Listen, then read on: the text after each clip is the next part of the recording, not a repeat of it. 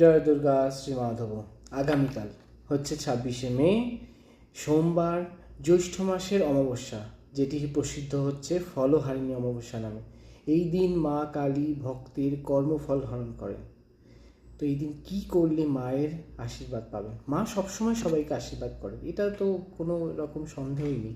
কিন্তু এই দিন কী করলে আপনি আশীর্বাদ পাবেন, যেটি হচ্ছে মাকে সারাদিন স্মরণ করুন এবং নিরামিষ পেলে খুব ভালো হয়, নিরামিষ যদি ভক্ষণ করেন। এবং দেখুন, যাদের কুল অনুযায়ী, গুরু অনুযায়ী, নিয়ম অনুযায়ী আপনাদের যাদের আর কি আমিষ খাওয়া, ভগবান মাকে আমিষ ভোজন দেওয়া, ভোগ দেওয়ার নিয়ম আছে, তারা আমিষ প্রসাদ পাবেন, তাতে কোনো অসুবিধা নেই।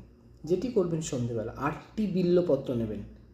8টি বিল্লপত্র মানে বেলপাতা ভালো করে পরিষ্কার করে ধুয়ে লাল চন্দনে প্রত্যেকটা মাখাবেন। এবার একটার পর একটা দেবেন, দিয়ে তার সাথে একটি গোটা ফল সাথে নিয়ে মায়ের ডান পায়ে দেবেন।